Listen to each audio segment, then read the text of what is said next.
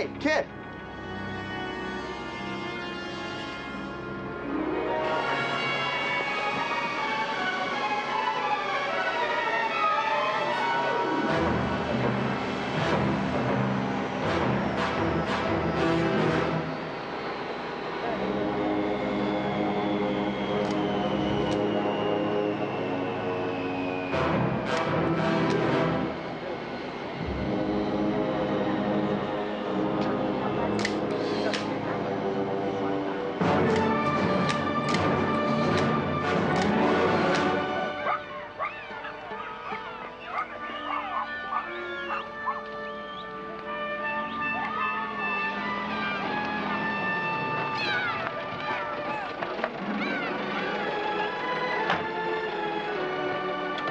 Ishmael, catch!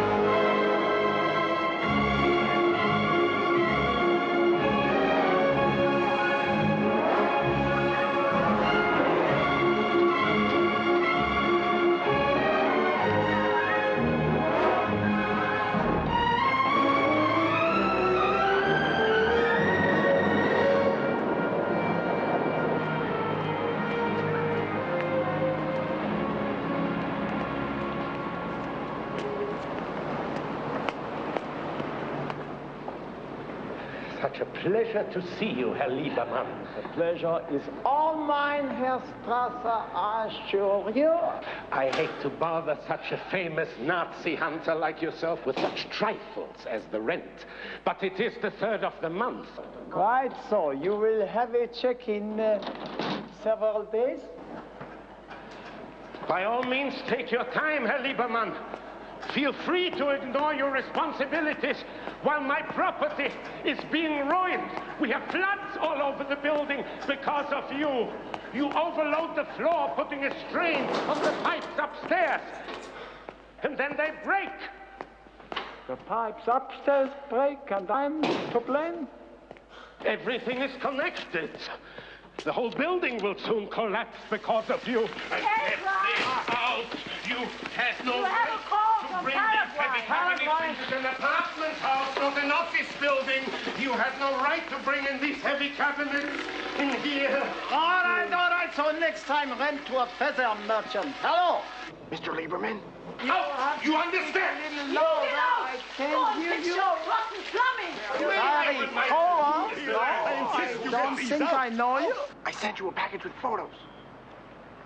You didn't? Sounds like an American. No. What are you doing in Paraguay? I've been monitoring the activities of a group of Nazis. And I've identified several of them as war criminals. Well, from your books and articles. 40 years of heartbreak and sacrifice, and you call it junk? Yes, junk. Junk. We are wasting valuable time. I write at this very moment. Huge chunks of plaster are coming down from your ceiling. Look how I step on the ground. By soon I will be through into your apartment. Right into the lap of your beloved wife, God forbid. Come. Don't push me. Leave my brother and me alone. Get out! Come, Herr Strasser.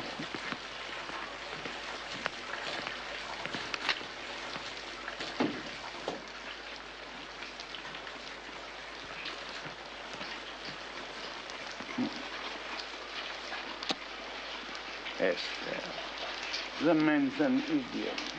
I'm an idiot for letting him make me angry. Go on, take your phone call. Oh. The young man who has just discovered there are Nazis in South America. Mr. Kohler, Forgive the interruption. Now, I work alone, like you, Mr. Lieberman, which is why I'm calling you. You see, I'm onto something. Mr. Kohler, it may be a blinding revelation to you that there are Nazis in Paraguay, but I assure you it is no news to me. And if you stay there much longer, there will still be Nazis in Paraguay, but there will be one less Jewish boy in the world. Something's going on. They seem to be gathered for some kind of operation. A bunch of them have been moving in and out of Rolf Gunther's estate. I want to know what to do next. Get on the plane and go home, or better still, go to the American embassy. Run to the American embassy and tell them to put you on the plane. Thank you for your advice.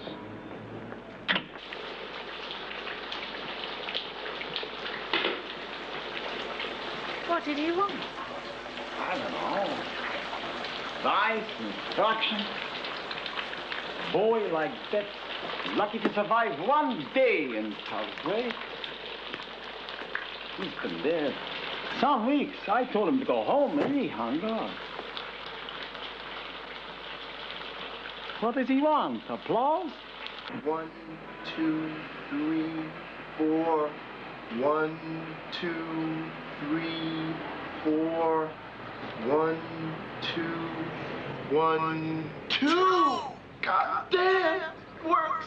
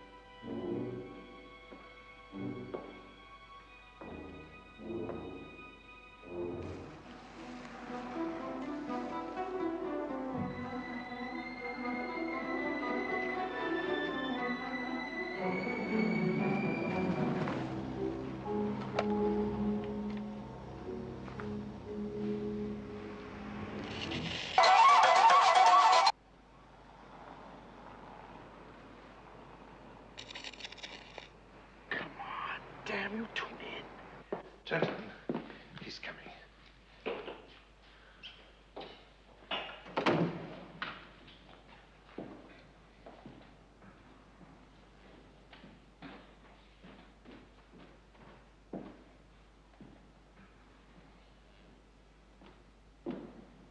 So, Gunther, this is the moment.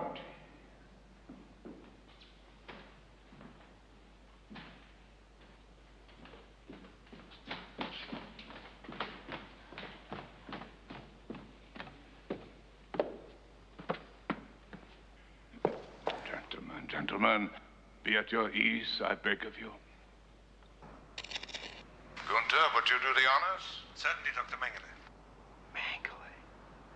Captain Gerhard Mundt. Yes, I have heard nothing but the highest praise for you, Captain Mundt. Thank you, Herr Doctor.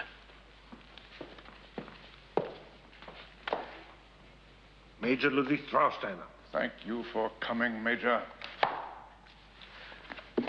Captain... All right, Gunther. Captain Farnback and I are old comrades, are we not, Captain? It's extremely flattering to be remembered after all those years, sir. Well, I am not so senile or so ungrateful that I cannot remember a loyal officer from the early days of the struggle. And now for the youth. This is Dietrich Hessen, son of Wilhelm Hessen. Welcome, young man. Wolfgang Kleist. I am pleased you are with us. Thank you, Herr Doctor.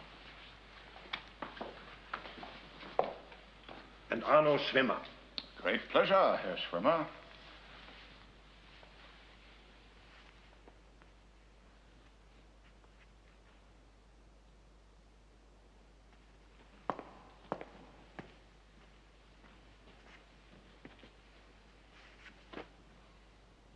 And now to business. Sit down, gentlemen, please.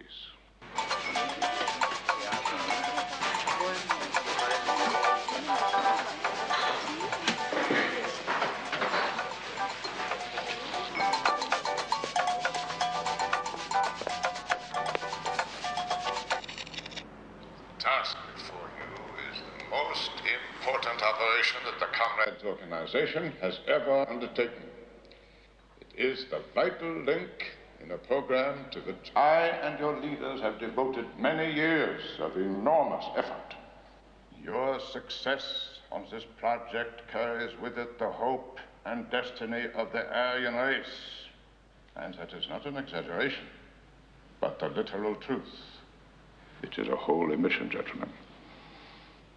You should consider yourselves highly honored to have been chosen to perform it.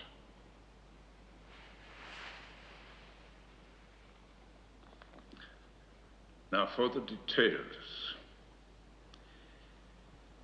In the next 2.5 years, 94 men must die on or near certain dates. 16 of these men are in West Germany, 14 in Sweden, 13 in England, 12 in the United States, 10 in Norway, 9 in Austria, 8 in Holland, and 6 each in Denmark and Canada. A total of 94 assassinations.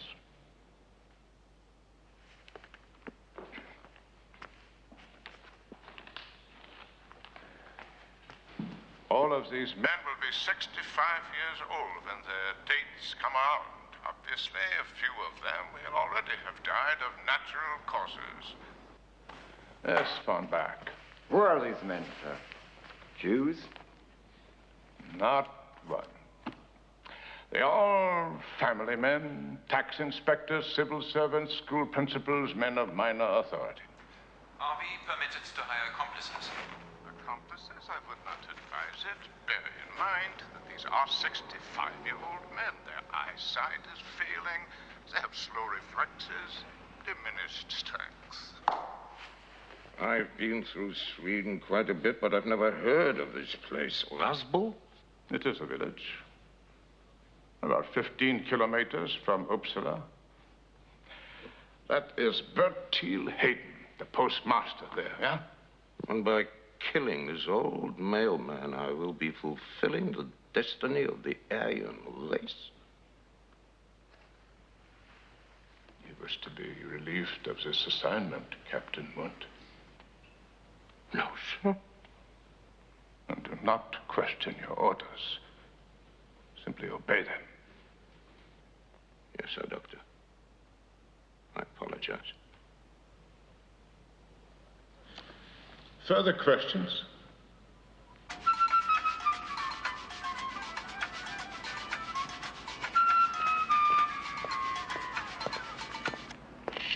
The men's families are not to be involved. As in the case of, say, younger wives who might be open to romantic overtures as accomplices. I repeat, the families are not to be involved. forward. He will travel and live in a manner befitting salesmen for large German firms. And he will have more than enough money for any equipment you might need. It is vital that you check in with headquarters on the first of...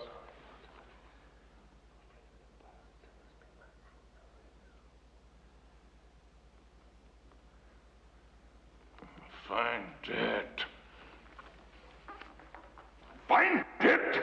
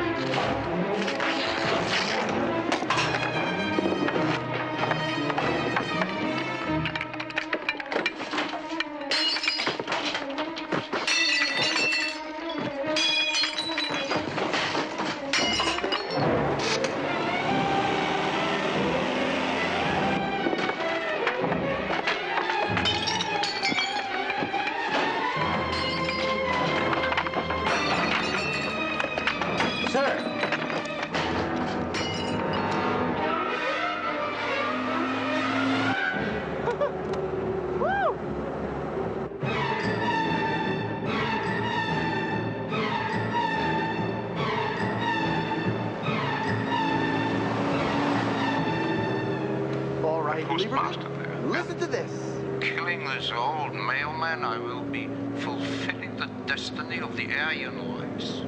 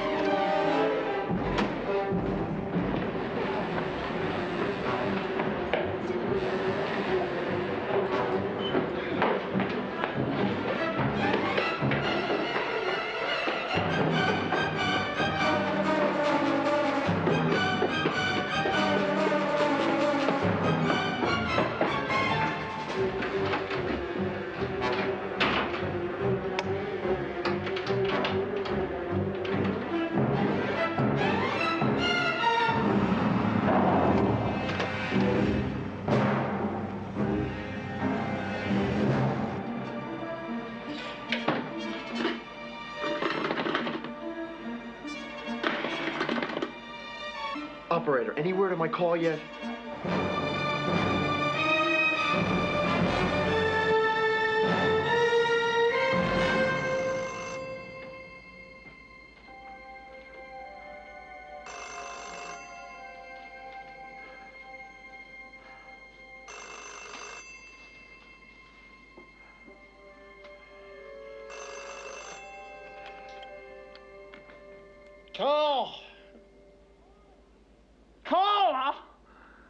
I thought I told you to leave. Well, I didn't, Mr. Lieberman, but I think you're going to be glad I didn't. Dr. Joseph Mengele was here tonight. You mean to tell me you called me at 3 o'clock in the morning to tell me Dr. Joseph Mengele is in Paraguay? I know that, Mr. Kohler. So does my sister. So does my landlord and my tailor. And now you know it too. My congratulations. He came to a meeting at Gunther's house tonight. And the others were there too. Mengele's sending them out to kill 94 65-year-old men in the next 2.5 years. What are you talking about 94 at 65. 2.5 years. I can hear you, Mr. Kohler. I just can't follow what you're saying. God damn it, you don't have to believe me. I've got it all on tape. All over. Europe, Canada, the United States. Mostly civil servants.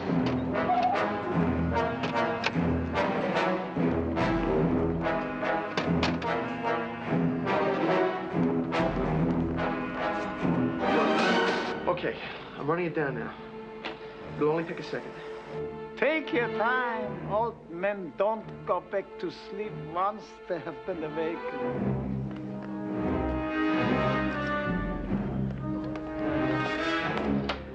Welcome, young man. The stuff on now, it's just a lot of introducing and glad-handing around. Mengelé's acting like chairman of the board. Great pleasure as usual. Will you stop asking questions and just listen, Mr. Lieberman? Now to business. Sit down, gentlemen. Okay, here it comes. The task before you is the most difficult civilization has ever undertaken. Kohler? The link program to which Are you there? Kohler! Kohler! effort. Your success on this project.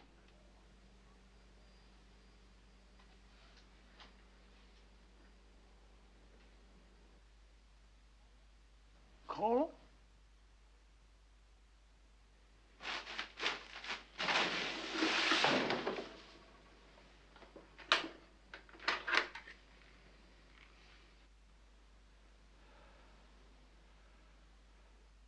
Clean the room. Dispose of the body. I do not want a trace of this vermin to remain.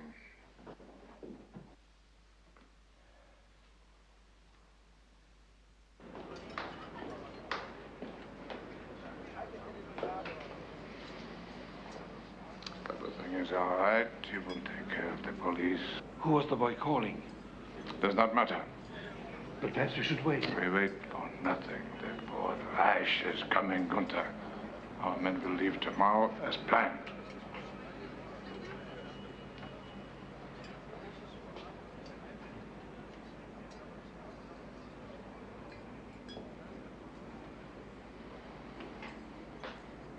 Kill him.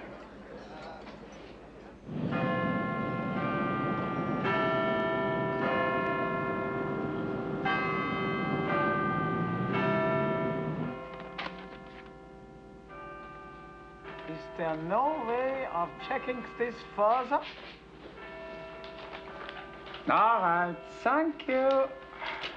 The Vienna telephone exchange says there was a call from Paraguay. The Paraguayans said that no such call took place. I finally found a couple of things from that boy.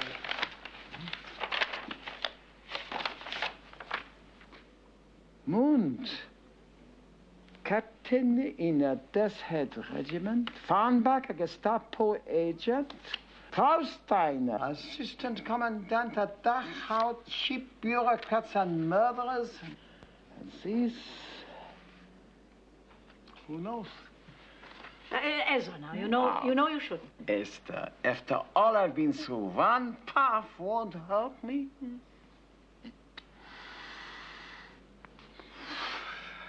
This,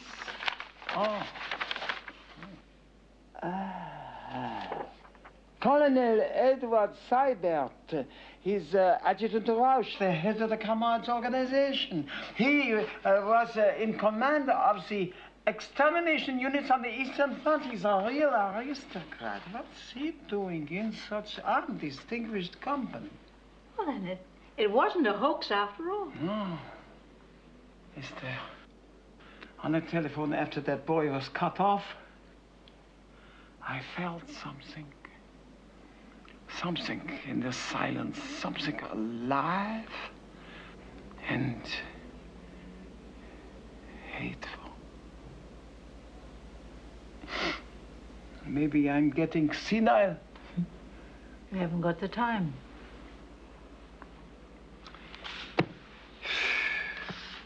94. Ordinary man.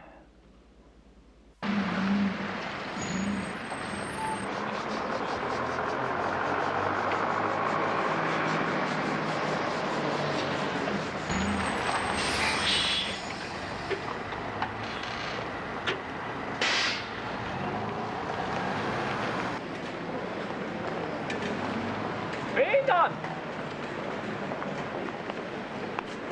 Oh, Christ. Mr. Bainon, so nice to see you again. How are you getting along? Can't complain, would listen. May I take up a moment of your time? I'm so sorry, I'm late for lunch. Always such a prodigious appetite. What? 8 times last week I called you, and each time you are at lunch, maybe you have a tapeworm. Now, Sidney, please. Just a few moments of your time. Oh, very well. Come on. Ezra, you carry this whole damn concentration camp scene pinned to your coattails. Why do you keep knocking yourself out? Nothing ever pays off. Frida Maloney is in jail. Frida Maloney. She was only a guard in a camp. Who strangled young girls with their own hair, bayoneted infants. Well, maybe she was a despicable criminal, but she just isn't news 30 years later.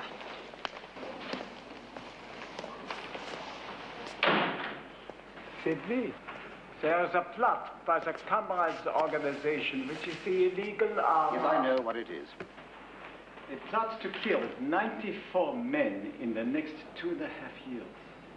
Jews, I suppose.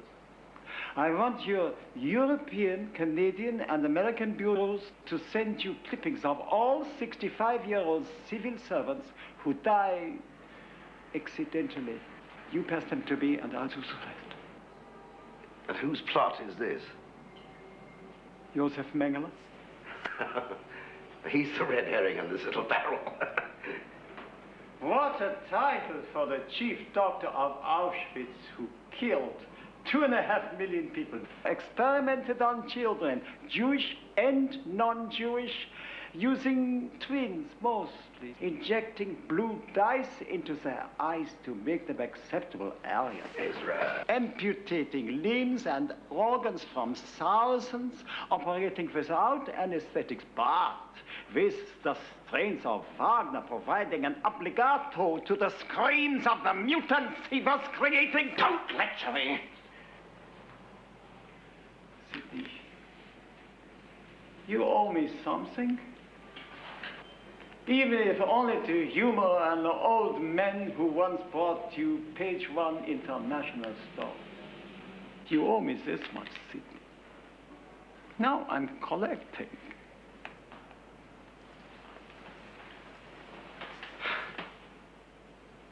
Have you any idea how many men in their mid-60s die every day? I try not to think about it.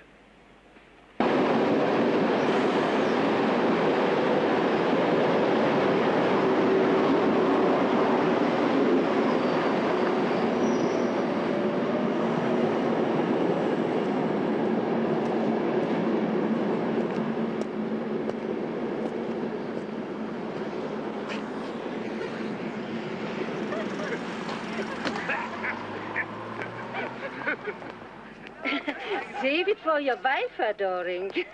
What I've got is too good for her. I can feel that, adoring. Go on. Pig.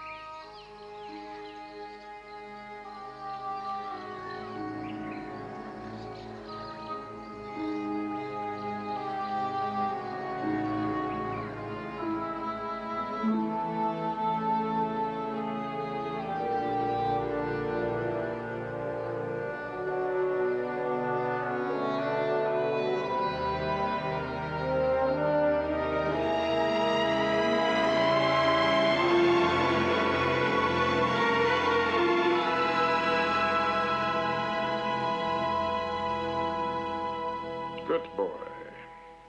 Good boy.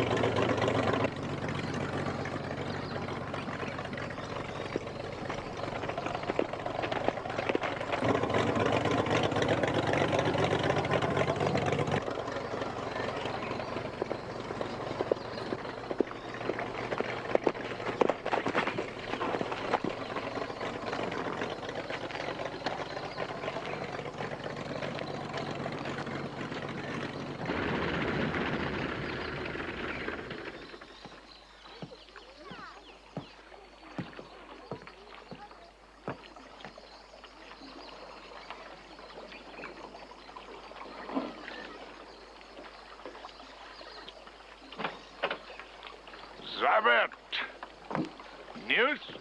Good news. Our salesmen have all checked in. The first quarters have been filled. 4 and the exact dates. 2 a day early and 1 a day late. Splendid, splendid. Come, we'll have a nice lunch.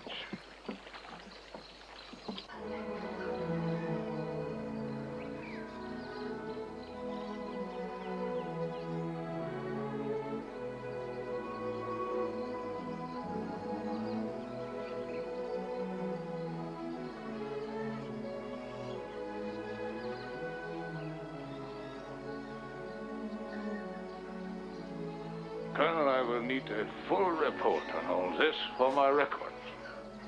I've already taken care of that.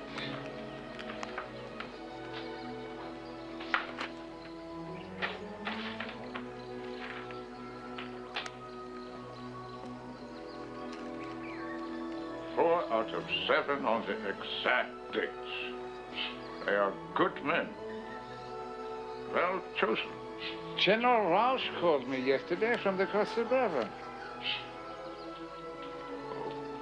Why didn't you tell us about Lieberman?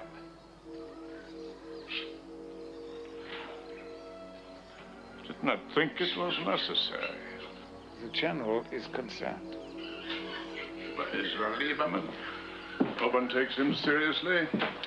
Even the rich Jews who used to send him money have found better ways to ease their consciences. The man's bank has failed. His followers have fallen away from him. He's entirely without credibility. I just decided it was not important. If you forgive me, Herr Doctor, it was not your decision to make. You could have compromised our agents all over the world. And if I had told you about Lieberman, you would have compromised my project. How bad would it be if we postponed for 3 or 4 months? That would reduce the outcome by 20%. There are 18 men in the first 4 months. It would change the results completely. Assuming that there is an outcome. There will be exactly the results I have promised. General Rausch wanted to recall these 6 men. Impossible. Until we find out how much Lieberman knows. Impossible. This project has a timetable that must be observed. It cannot be changed. Doctor. Colonel, do you fully understand what it is that I have done? I, the outlaw, the so-called war criminal, right here, in this godforsaken place, I have created a scientific miracle. I have turned the whole world into a laboratory. Our laboratory. Talk to me about 6 men. I would send out 6 more if they were caught, and 6 more, and 6 more until the task was done. I agree, Herr Doctor. I agree. Let's hope that we can resolve this Lieberman business and that you get to put 94 check marks on that beautiful chart of yours. Come. Walk me to the plan. You see how passionate I am on this subject. Uh-huh.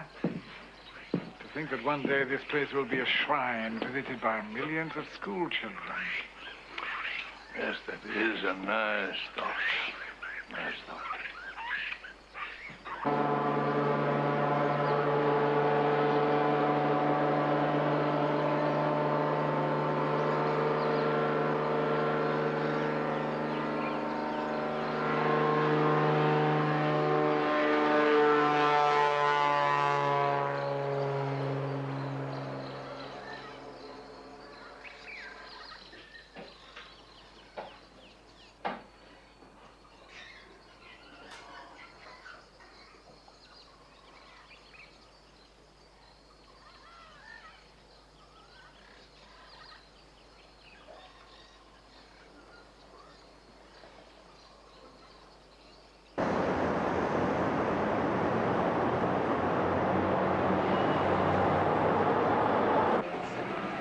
Gladbeck, 3:30, Ezra.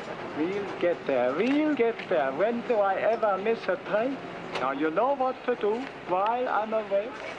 Go through all those clippings, separate them by countries, then cities. Try to isolate all violent crime. Ezra, there are already more than 100 clippings, and Ben on call to say there are more to come. Well, we have to start somewhere. Yes, but we can't afford to hunt for all those men. Well, that's why I'm going to these cities first, because they are the closest and the cheapest. It's a beginning. Yes, but you know that. Remember to separate the ones in New England from the rest. I can cover them while I'm on the lecture tour. Still without any help. Without help, without money, without time, what else is new?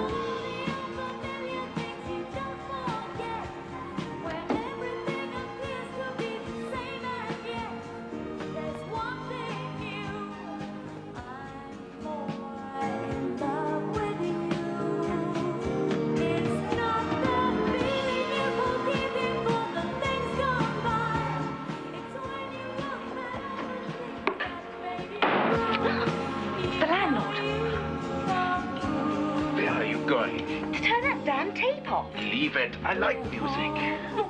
Well, he doesn't.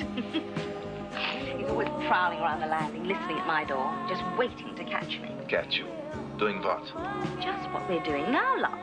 Mr. Harrington doesn't like any mucking around in his house. He has a wife and kid, you know. No coot. But he wouldn't say no if I invited him in here. Then maybe we'll invite him in. Later.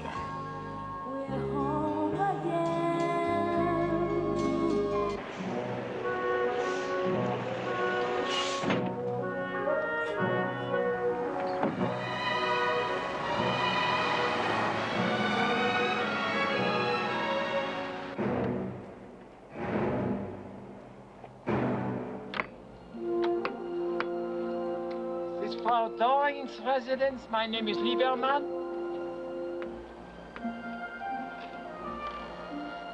Go.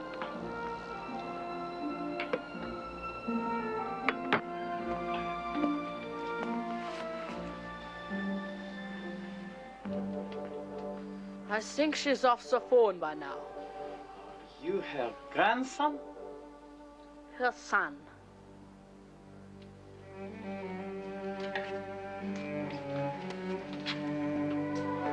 Herr Lieberman. Frau Doring, thank you so much for seeing me. Oh, won't you sit down?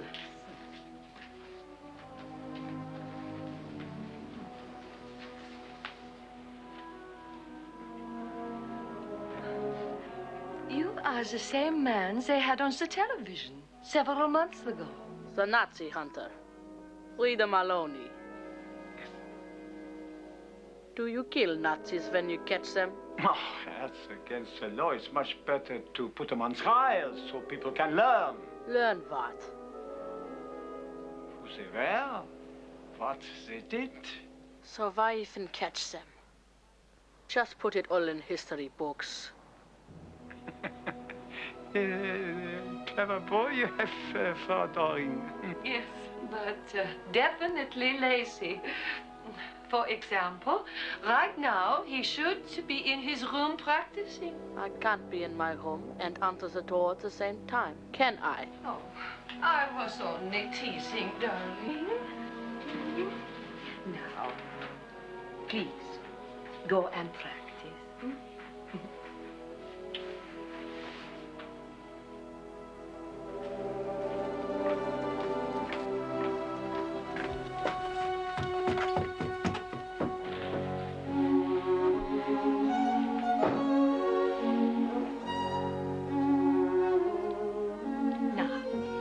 We can talk. First of all, may I express my sympathies? Things must be very difficult for you right now. Oh, thank you. Is he your only child? Yes.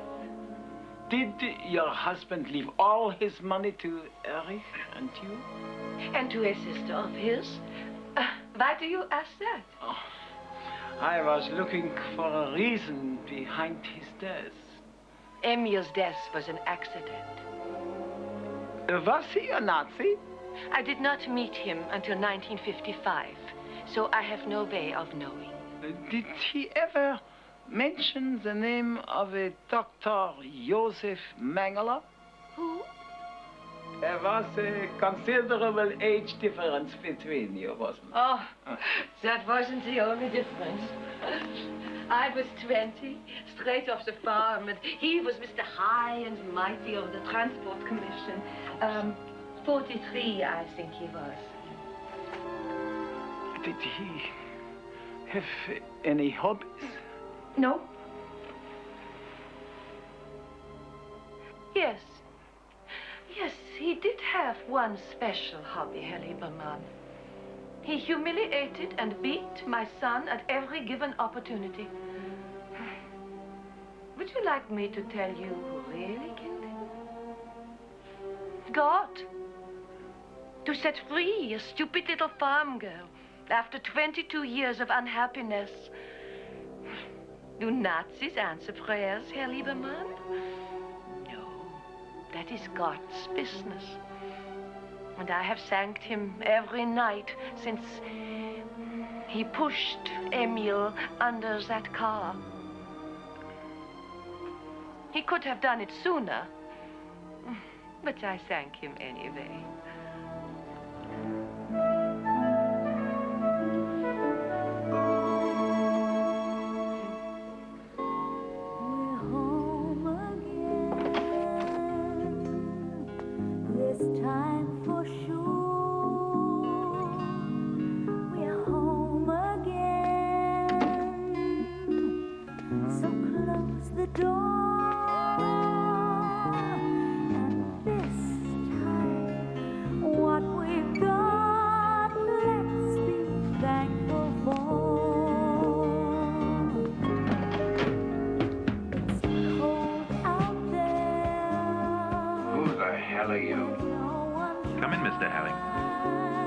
To talk to you. I'll talk to her. That would be nice.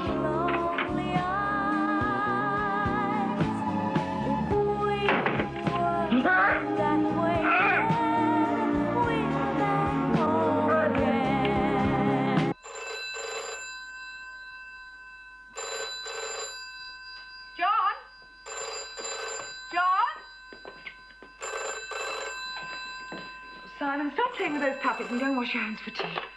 Hello? I'm on my way, Mother! If you'd hold on, I'll just get her. Nancy! Nancy! Telephone, Nancy! Nancy! Nancy! Nancy. You can't spend your life in bed.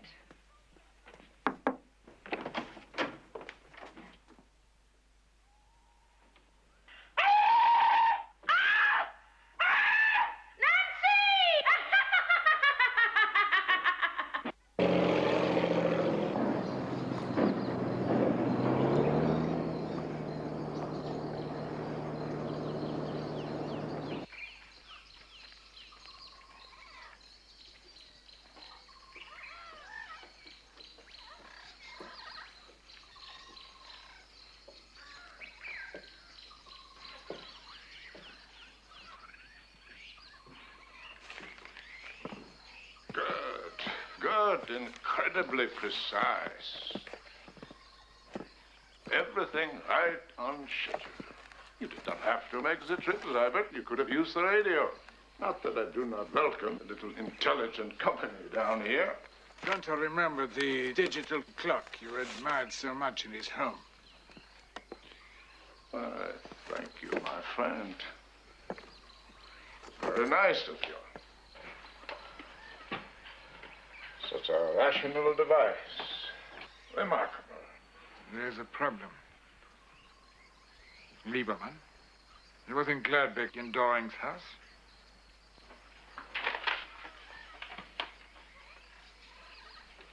Possibly have found out about Doring. You don't know? Oh, good eye. The boy, Kohler. Impossible. Then how did Lieberman get to Doring? Sheer coincidence. That's not a very scientific explanation, is it, Doctor? Are you interrogating me, Colonel Zybert? General Rausch put me in charge of security for this project. How can I function if I don't have all the facts? But you do. A nosy, incompetent old Jew has bumbled onto one victim. What more do you have to know? Any idiot could see the next logical step. Kill him.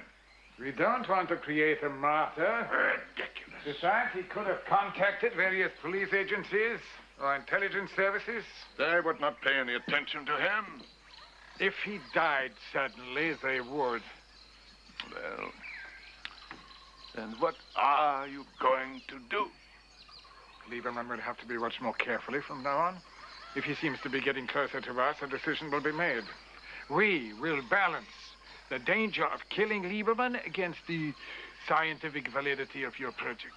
Are you, my esteemed chief of security, telling me that a project 20 years and millions of dollars in the making will be dropped because of this insignificant, impotent old Jew? It wouldn't do to antagonize me, Dr. Mengele. I've been one of your few supporters since this Lieberman business began. And should I drop to my knees in gratitude? Listen to me, Zybert.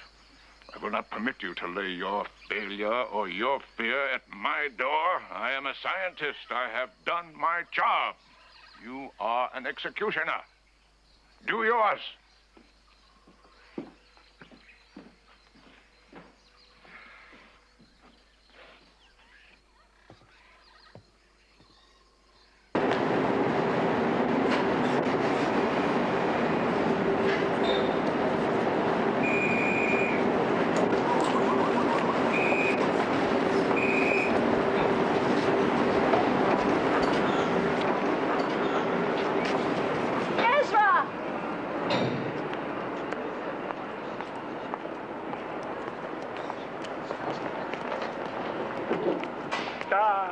Reception committee. How nice. So, how did it go? Oh, very rewarding trip. The Castor Desert Freiburg was a genuine accident witnessed by many people. At Gladbeck, I met a young housewife who was not exactly heartbroken by the death of her old husband. And at Potsdam, they slammed the door in my face. That's the way it will probably be with most of these people. I know. Come, let's get the coffee. Yes, please.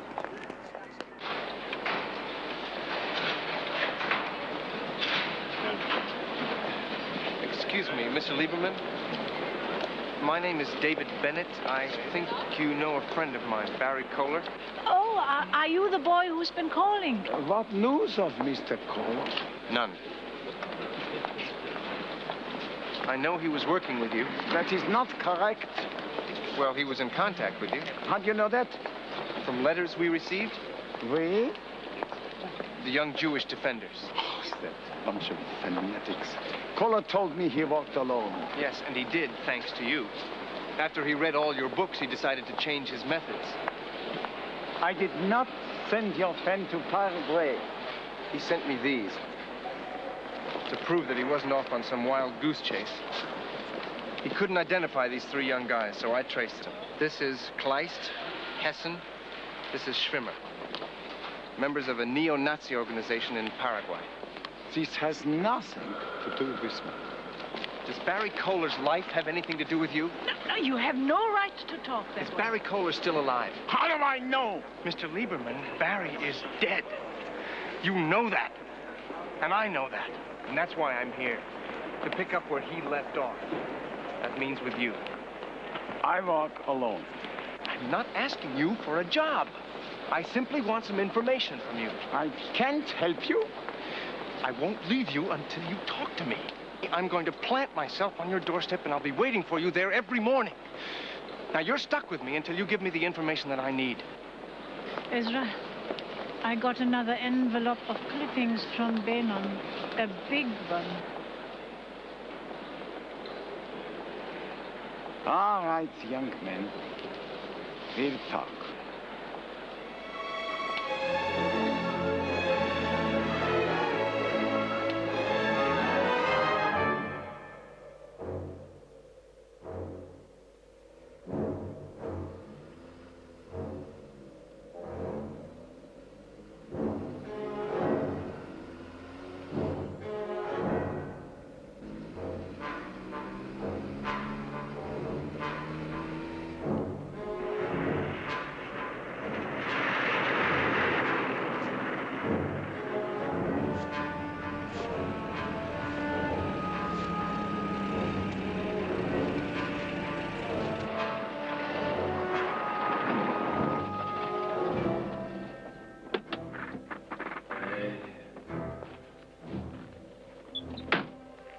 Morning. I'm looking for the village of Stolin. You're going the wrong way. Turn around and take the south road for about 16 kilometers. Then bear right. You can't miss it. Thanks. What are you doing in these parts? What? You are not Swedish. I come from Dortmund originally, but I live in Stockholm now. I have spent some time in Germany myself. Come now! Mund! What's happened to your memory?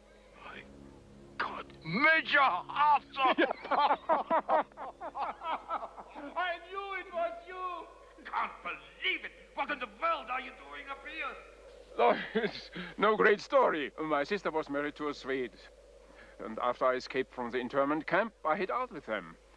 I am Lars Lofquist now, inspector of the power company. And now what about you? I come up here on a job for the Comrades organization. In Sweden? My God, what's going on? Can you tell me, or would it violate orders? What the hell with orders? I'm sick of orders.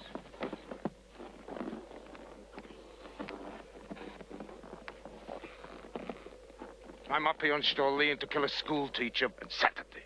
But don't ask me why. I cannot make head or tail of it. Who is this teacher? Lundberg? Olafsson? Lundberg. But I don't know what he looks like. No doubt he's probably a harmless old man. It doesn't make any sense. It makes sense to your superiors.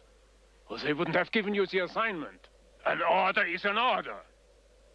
Good God, man! You are an officer of the SS! Have you forgotten? My honor is loyalty. Those words were supposed to be engraved on your soul. I know Lundberg. I will point him out to you.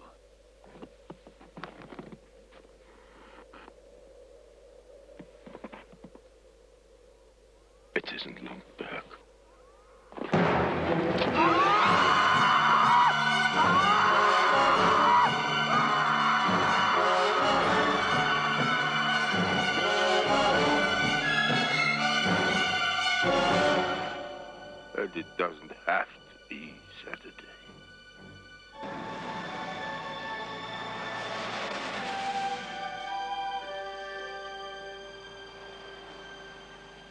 No one would have wanted to kill Jack.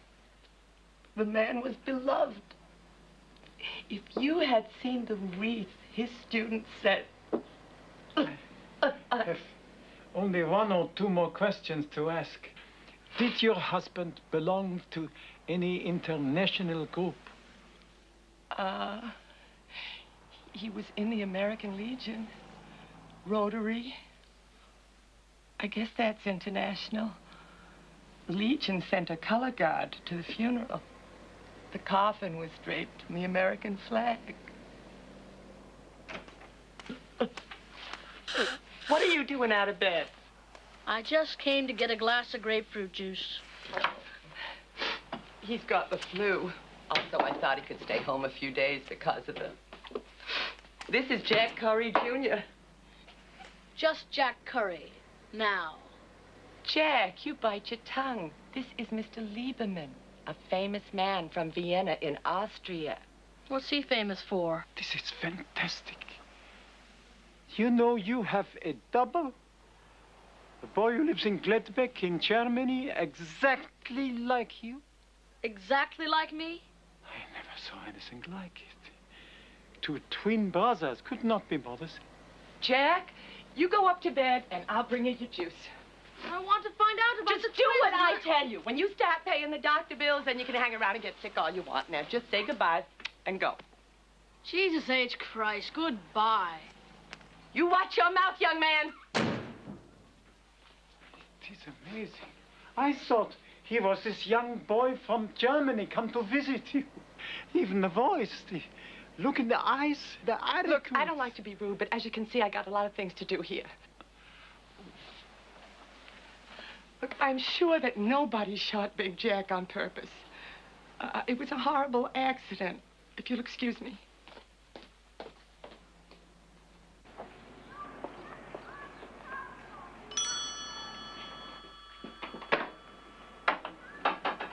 Hello, is this the Harrington residence? Yes, this is the Haddington residence. Can I talk to your mother, please? Well, you could, but you can't. This will only take a moment, I promise you. My mother isn't receiving today. Well, perhaps if you told her that... Don't you understand English, you arse? We are not at home.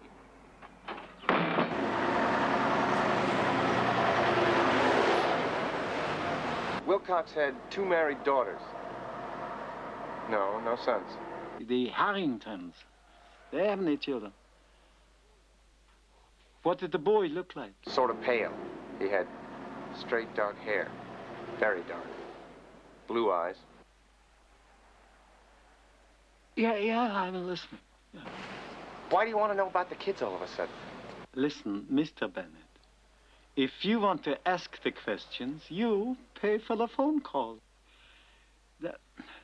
No, nothing. No, I haven't found a link. No, I'm in the dark. Yeah, I call you tomorrow, I promise.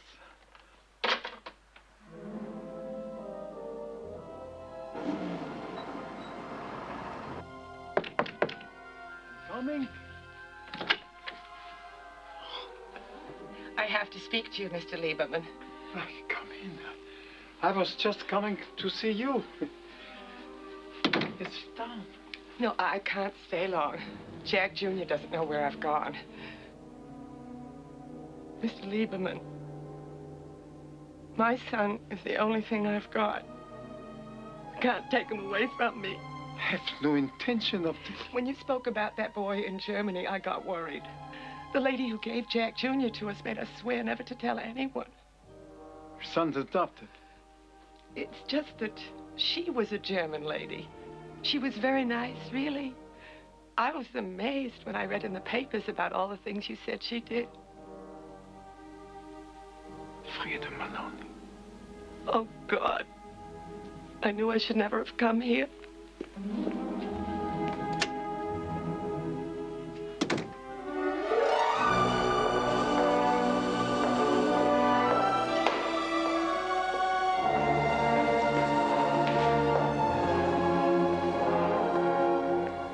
Will you give me your word that you do not have a recording device in your briefcase?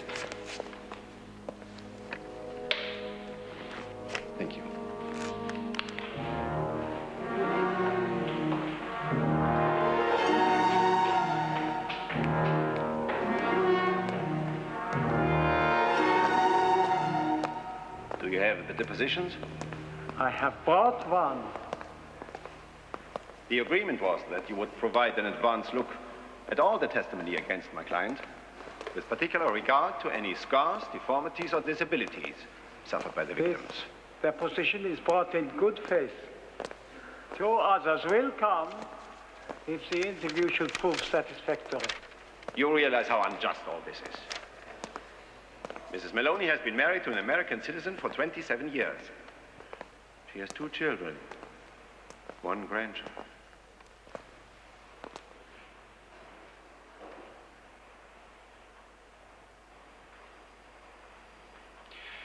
I suppose this can be corroborated. For the mother of the child and 3 other surviving witnesses.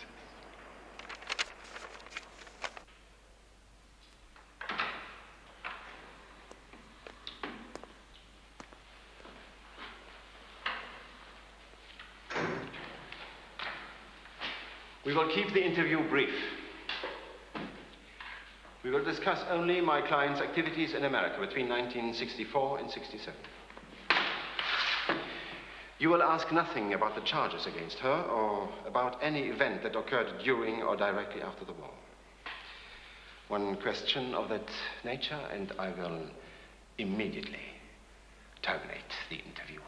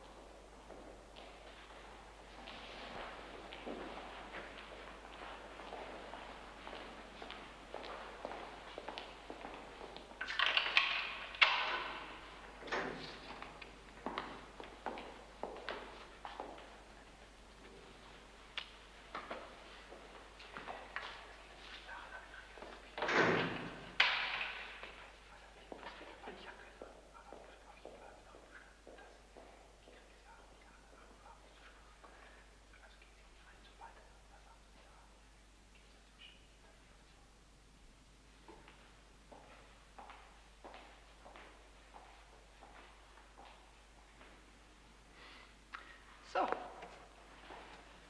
I'm to speak to you about my work with the adoption agency. That is correct. I don't mind. What I did may have been slightly illegal, but I brought happiness to so many people, and that's what's important, huh? Tell me, if you will, how you came to work for this agency?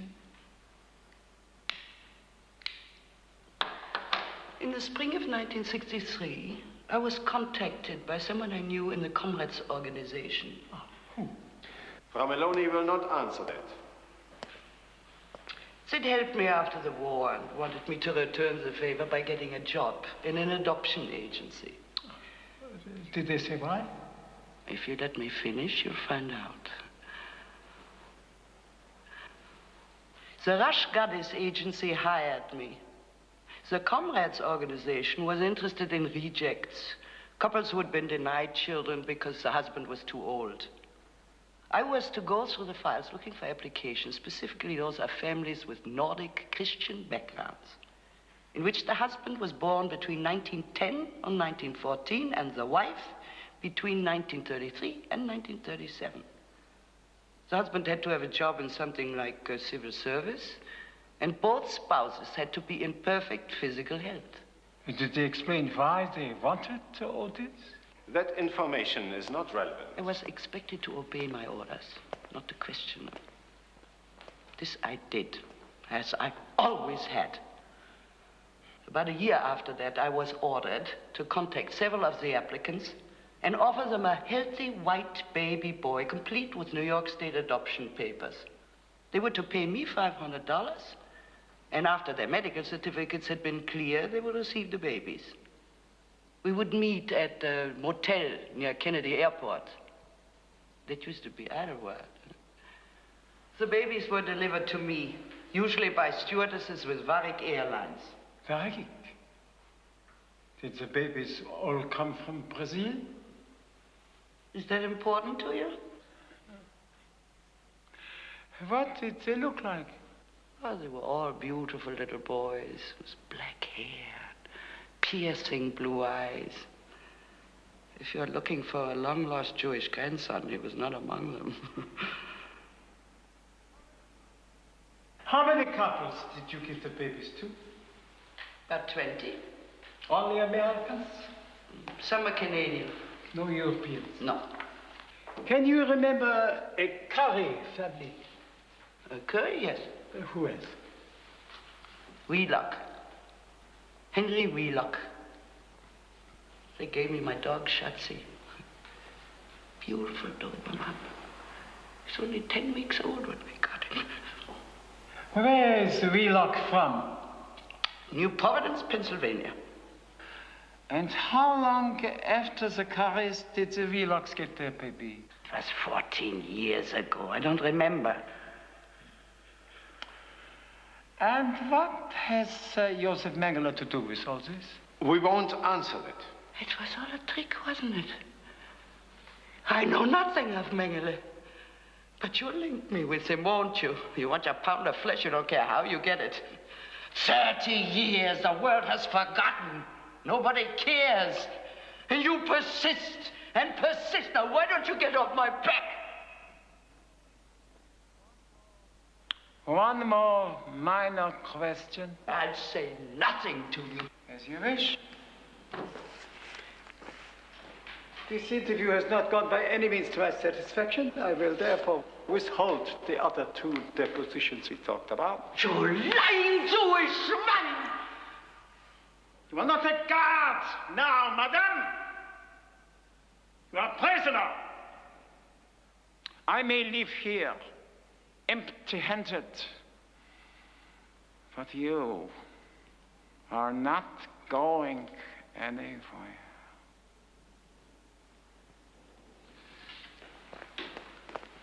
I think Frau Meloni could answer one more question.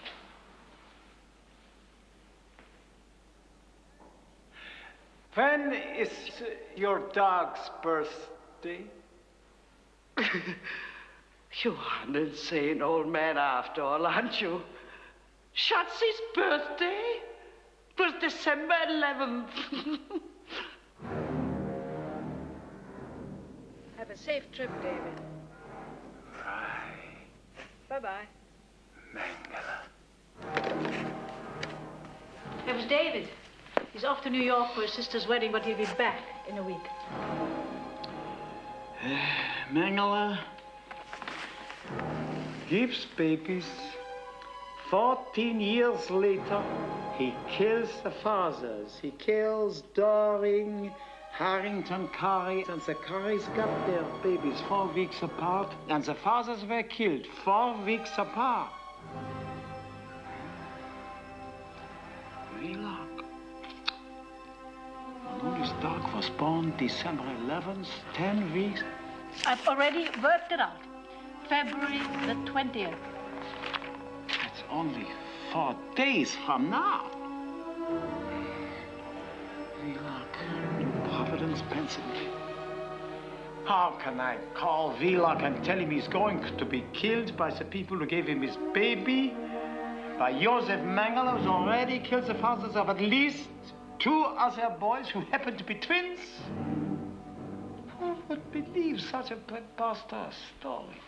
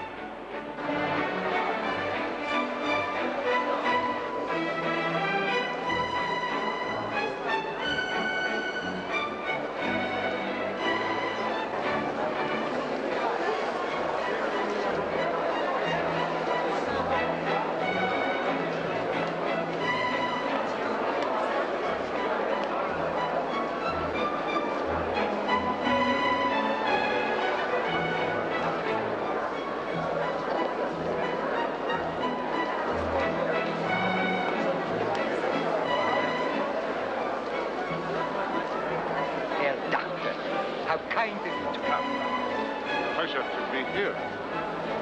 Is this the little Elsa? Yes, you remember.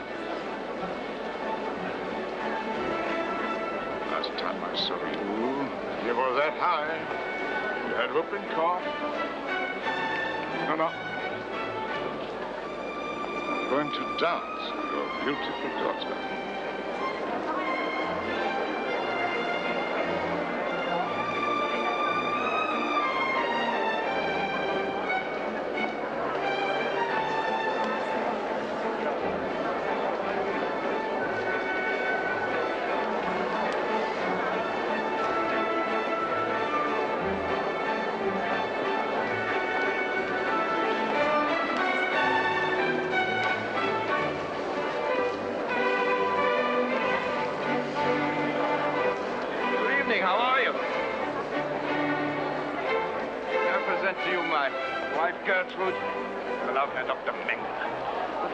That's an honor, meeting you. We're here on a little second honey. You're supposed to be a Christian. Start getting ready to kill us, cousin. Traitor!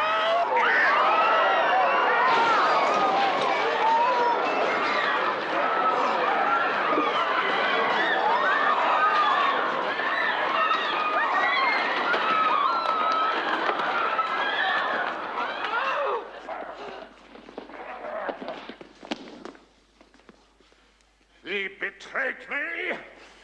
He betrayed you. He betrayed the Aryan race. Get a doctor. I am a doctor, idiot. Don't you come near him. Shut up, you ugly bitch.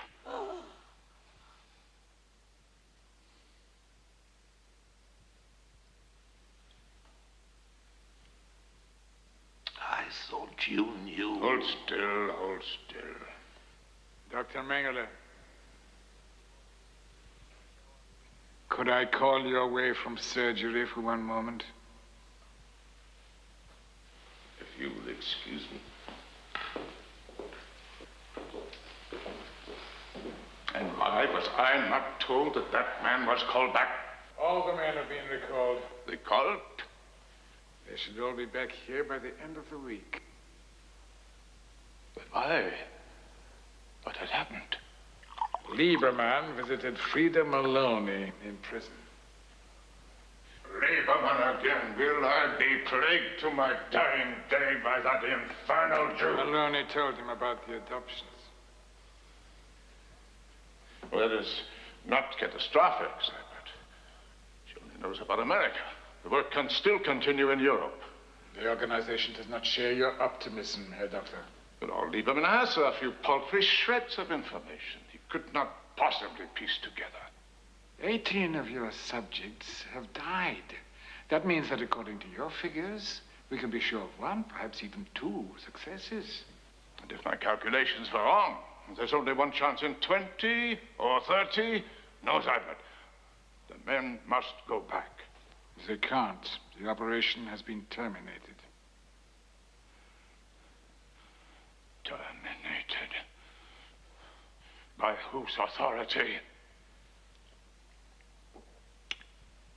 General Rausch and the colonels.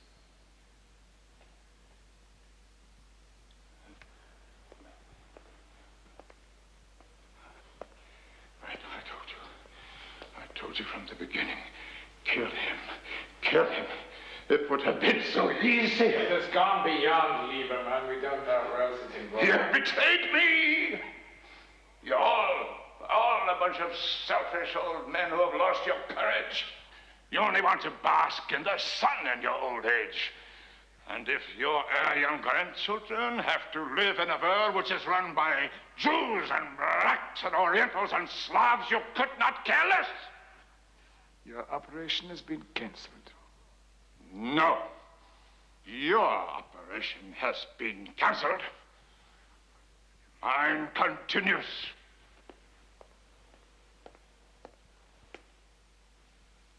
Heil Hitler.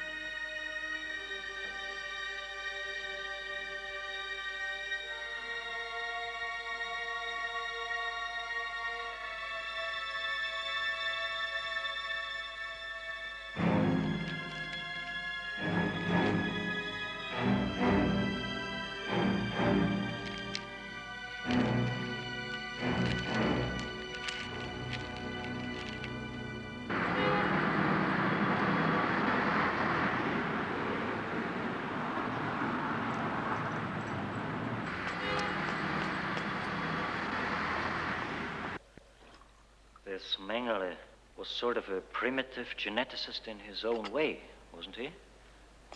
I understand that he experimented on human beings. Twins. Then he was nothing more than a sadist, really. A sadist with an MD and a PhD? Well, some people would say that's a perfect definition of a scientist. What exactly do you mean when you say the boys you saw were more than twins? Not only did they look alike, but they were also very alike in personality. That is unusual. Studies show that twins who are separated at birth develop totally different personalities. But these twins, or perhaps I should say triplets, because I believe that my associate saw another, were like the same people, but brought up with different languages. It's impossible, of course. Excuse me, Doctor, but what is impossible? What is impossible, Doctor? Mononuclear reproduction. Oh, Doctor. Cloning. What if I were to tell you that I could take a scraping of skin from your finger and create another Ezra Lieberman? I would tell you not to waste your time or my finger. Anyway, that is cloning. It was first done with plants. A cutting taken from a plant and transplanted grew to be the exact duplicate of the donor plant. Now we are doing the same thing with laboratory animals. You mean you can produce an animal from itself? We take the unfertilized egg of an ovulating female and destroy all of its genes and chromosomes. We then implant the nucleus of the donor cell, which could be taken from a blood sample or even a skin scraping. That cell, with its genetic material intact, eventually becomes an embryo and is born as a living creature. Without parents? Well, it has no father because the egg was never fertilized, no mother because its genetic code comes from another being. Can you follow that? And this creature is an exact duplicate of itself? Oh, Doctor, how can that be? Come along.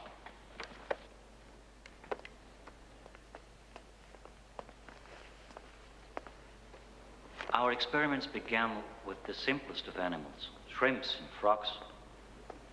Animals in which the female's eggs are fertilized externally.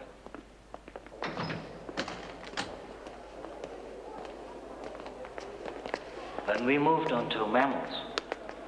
We tried several laboratory animals and found the rabbit most convenient. I had to develop instruments which could accomplish the operation,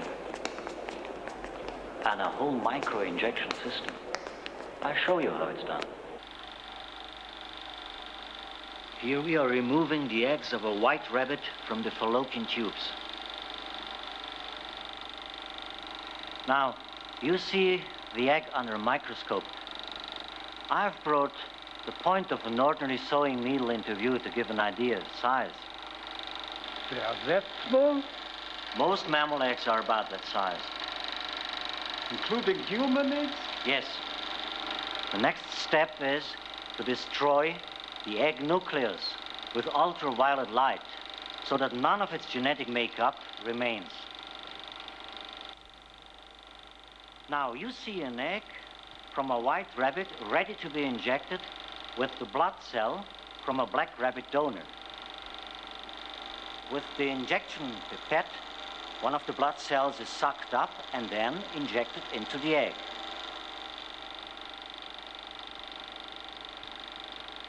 After a few hours, the eggs in culture divide and are ready to be put back into the female. There they grow into embryos, which in a month's time, the normal gestation period, they will become baby rabbits.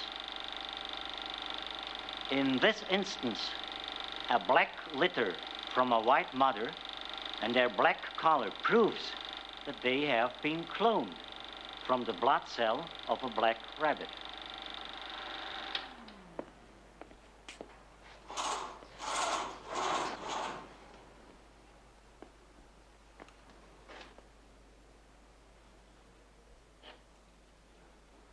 But isn't it difficult to get the egg back into the female? Transferring the eggs isn't a problem. We do that all the time with laboratory animals. The really tricky part is the microsurgery. Getting the donor cell into the egg. You're lucky. 1 in 10 survives. And this can be done with humans? If the surgical technique were precise enough. It's monstrous, doctor. Why? Wouldn't you want to live in a world full of Mozarts and Picassos? Of course, it's only a dream. Not only would you have to reproduce the genetic code of the donor, but the environmental background as well. Is Mengele trying to reproduce himself? No. He has brown eyes and he comes from a very wealthy family. Let's examine the family background of the donor. Father is 65 years old, a civil servant. The mother is 42, you said. She dotes on the child. Boy. The boy is pale, dark hair, blue eyes, spoiled.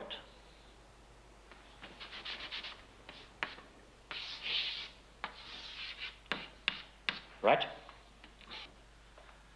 Now, Mengele would certainly know every social and environmental detail would have to be reproduced. Thus, if the parents were divorced when the boy was 10, this would have to be arranged. Dr. Brückner, the one who is cloned, the donor, he has to be alive, doesn't he? Not necessarily. Individual cells taken from a donor can be preserved indefinitely. With a sample of Mozart's blood and a woman, someone with the skill and the equipment could breed a few hundred baby Mozarts.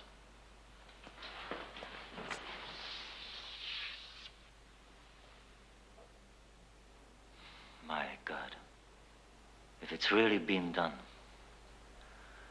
what I'd give to see one of those boys.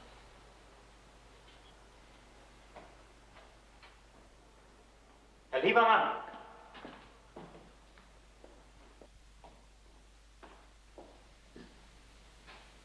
Ein lieber Mann.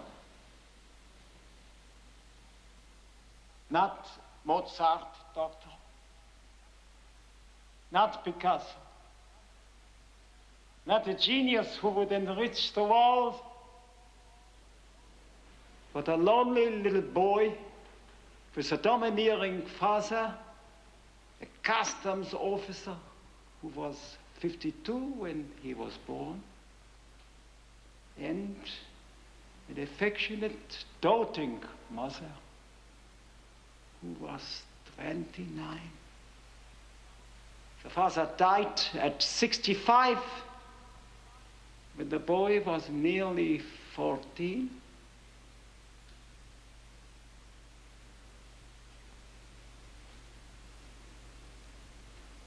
Adolf Hitler.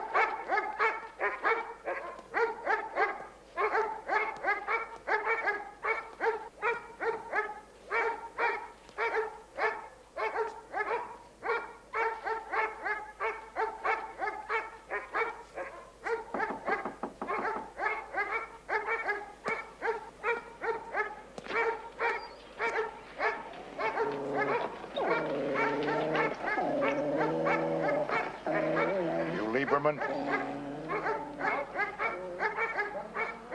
Yeah. Come on in.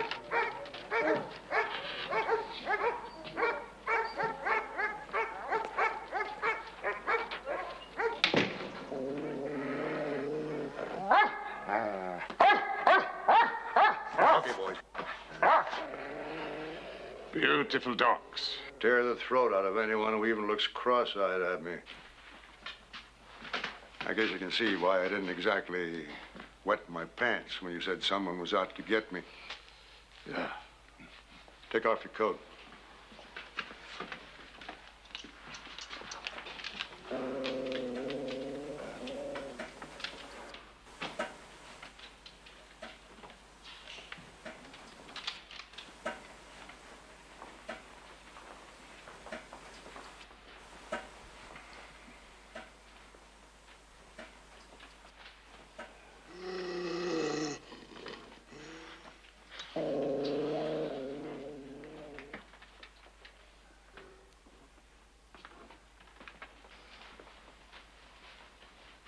Very impressive.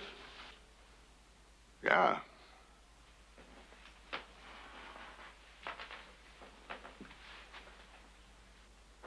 My son took those pictures. Very good. Very good. Little artsy farts, if you ask me. Is your son at home now? No, he's in school. And, Mrs. Relock?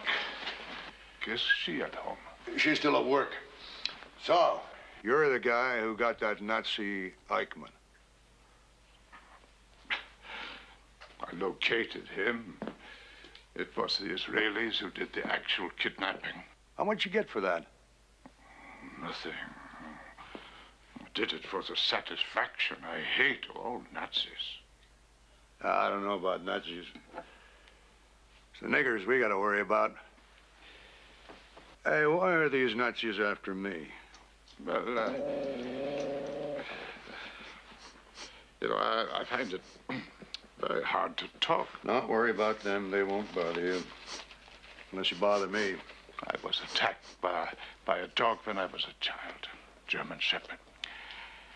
And I still feel uncomfortable with the dog in the room. Jesus, you're like my neighbor Wally. I mean, he won't even walk up the driveway unless the dogs are locked up. Okay.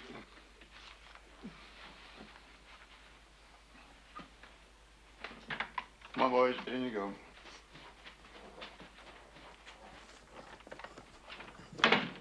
There's no other way that they can come in? No.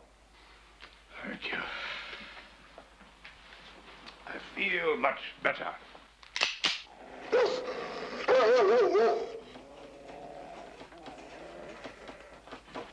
Hey. Put your hands up. What the hell are you up to, anyway? Is there a basement in this house? Yeah. Take me.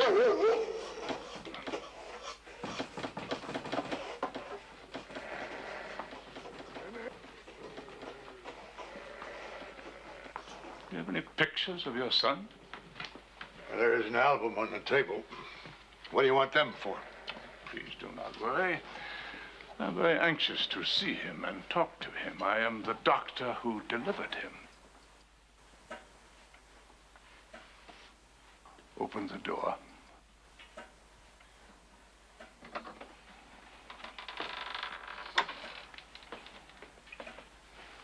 Go down the stairs, Mr. Vlock.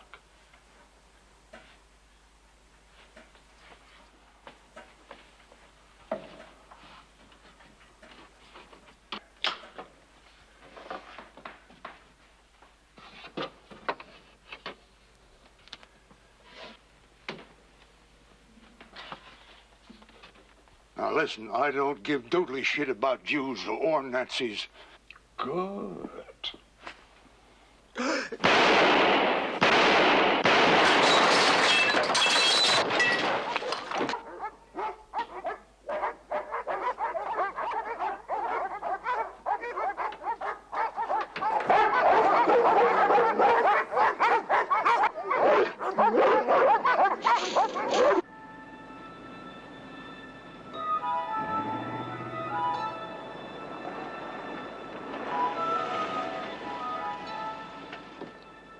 Tell me, please, which way to Quarryville? Down here to the end of the exit.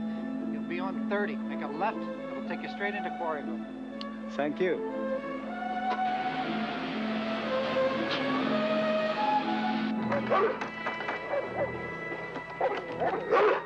Fire, damn you!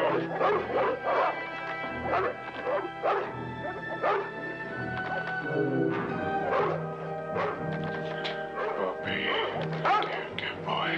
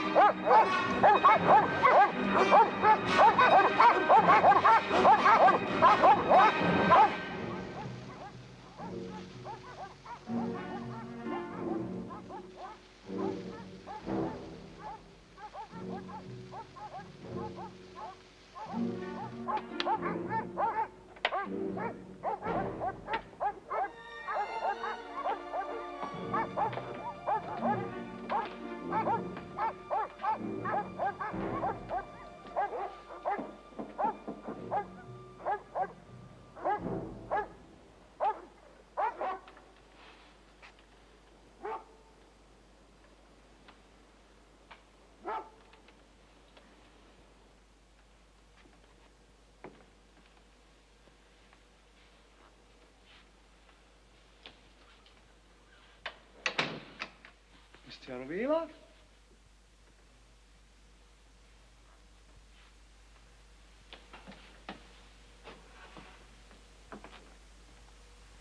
Mr. Wheeler?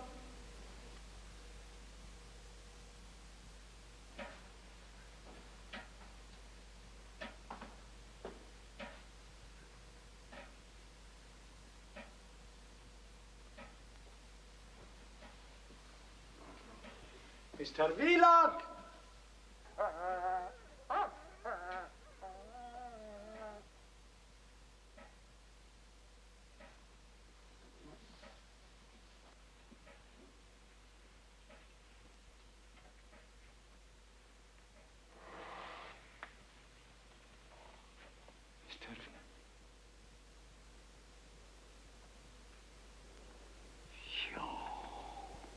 Herr Liebermann.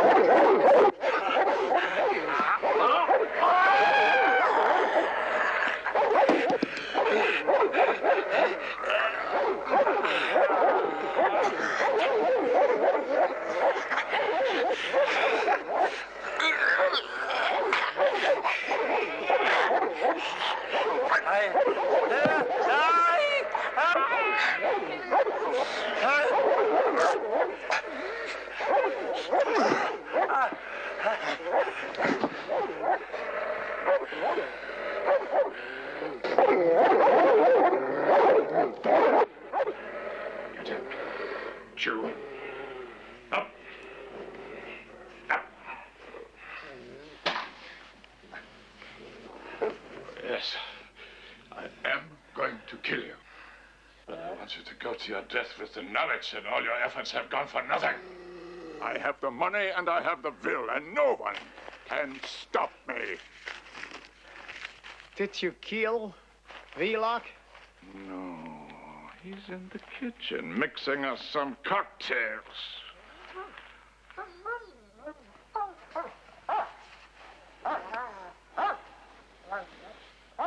Do you know what I saw on the television in my motel room at 1 o'clock this morning.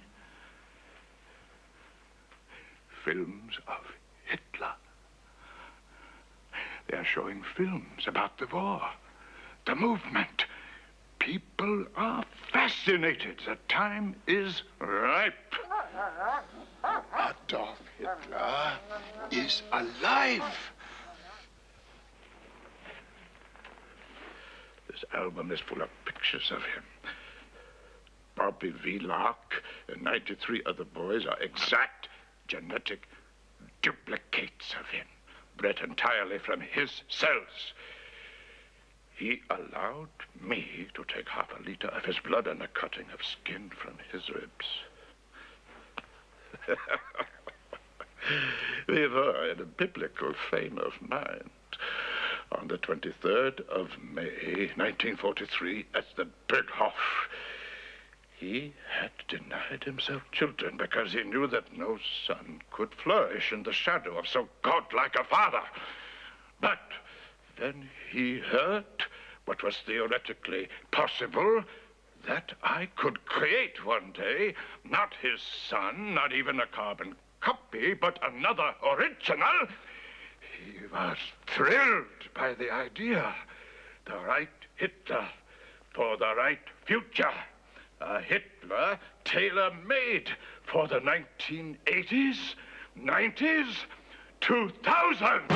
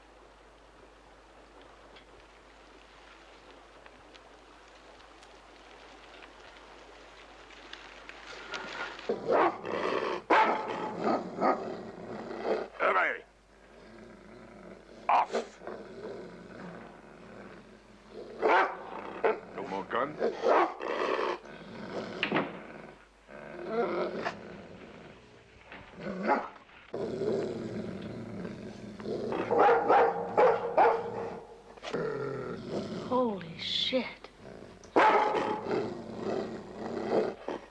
Bobby.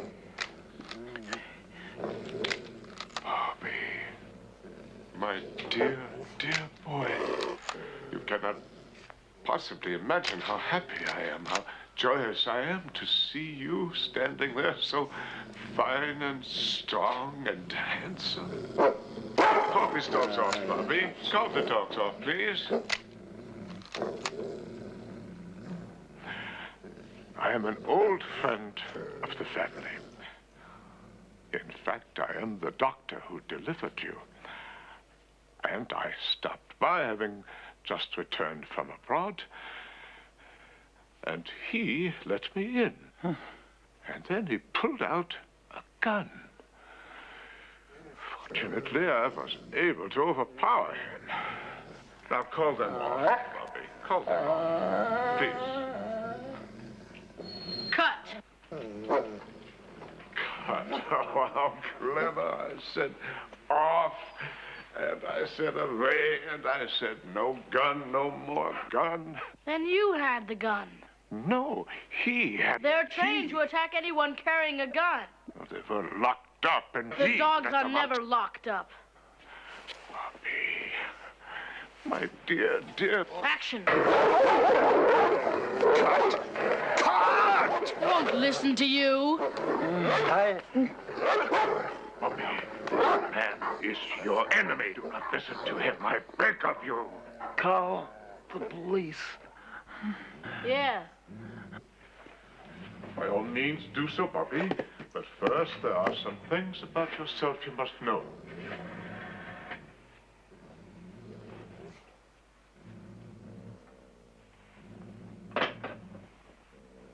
What do you mean? If I prove to you that I know you better than anyone in the world, better even than your own mother, will you listen to me? You are a clever boy, are you not? You do not do well in school. That is because you are too clever, too busy thinking your own thoughts, but you are much smarter than your teachers, huh? My teachers are nowhere. You are going to be the world's greatest photographer, are you not? Have you ever felt superior to those around you, like a prince among peasants? I feel different from everyone sometimes. You are infinitely different, infinitely superior. You were born of the noblest blood in the world.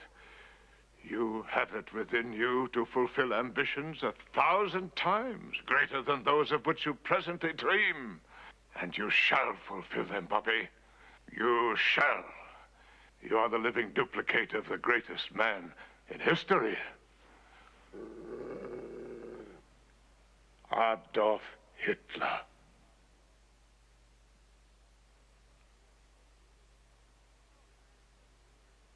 Oh, man, you're weird. Bobby, I'm telling you the truth. Find you have the strength your within father. you to command armies, to bend whole nations to your will, your to destroy without mercy all who oppose you. Bobby, listen to me. It was this vicious Jew, your sworn enemy. He killed your father, and he came here to kill you. Bobby, let me protect you. All your power will burst forth when the time comes, when you grow older, and you see the world engulfed by human garbage. When you feel this urge rising within you to save your own Aryan folk from extinction, then you will rejoice in your heritage and bless me for creating you. Bobby, you must understand your parents are of no importance. They were chosen for you. Now that they have served their purpose, they must disappear from your life. Bobby! Bobby! You freaked out maniac!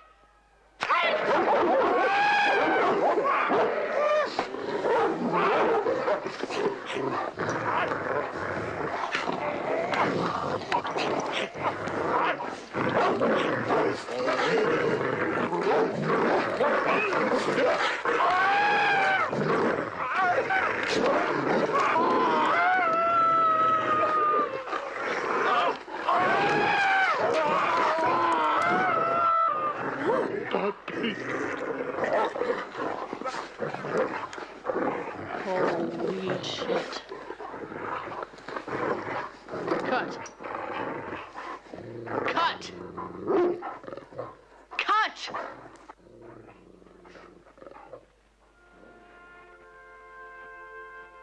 Phew, man. Get out of here.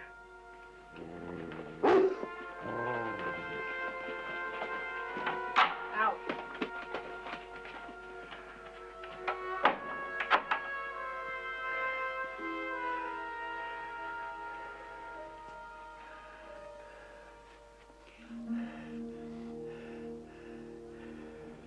I think you'll die if I don't call an ambulance for you. I could just go out right now. My mom won't be home until late. You'll be dead by then. If I call the police, will you tell them what I did?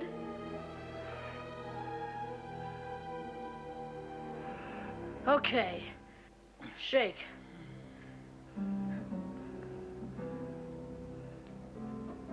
Come on, shake. Okay, you got a deal.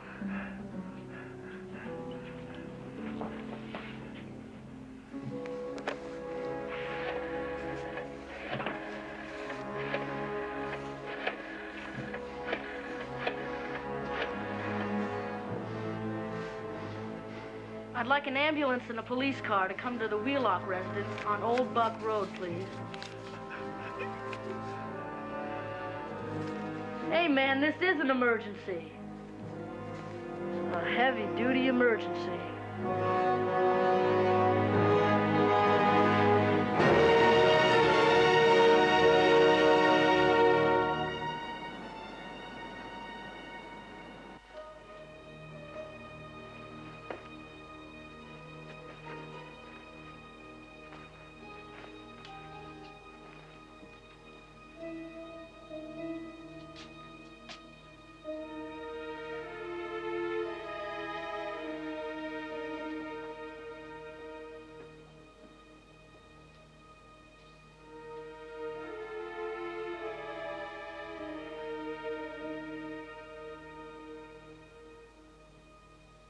David, what a surprise. Which one of the assassins was it, Mr. Lieberman? I thought you went to my wedding. No more deception now. No more blind alleys. What? It was Mengele. He's dead. It's over. The Doring boy isn't dead yet. Neither is Simon Harrington or Jack Curry or Bobby Wheelock. Took a little time, a little backtracking, a visit to Dr. Bruckner. But now we know everything. And what are you going to do about it? Kill the boys.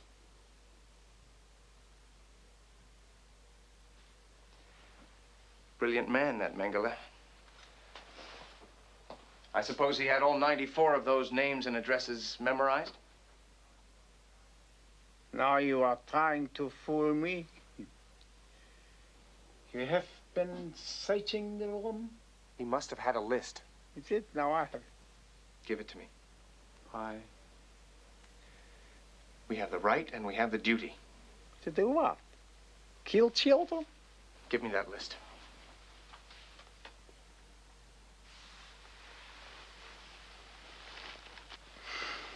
You will have to take it from me. And when you do, you can add my name to the list. I don't mean you any harm. You'll have to kill me, David. The first of those boys that you touch, I will turn you and your entire organization over to the police. I will do that. You would protect Hitler. No. Will not slaughter the innocent, and neither will you. A fanatic you may be, but a murderer of young children you are not. You know, there is a nurse here, an angel of mercy called Miss Hanrahan, who actually gives me cigarettes. You know what she said to me the other day? She said, Mr. Lieberman, if you can escape Wickenburg, and you can escape those bullets, then a few cigarettes will not hurt you.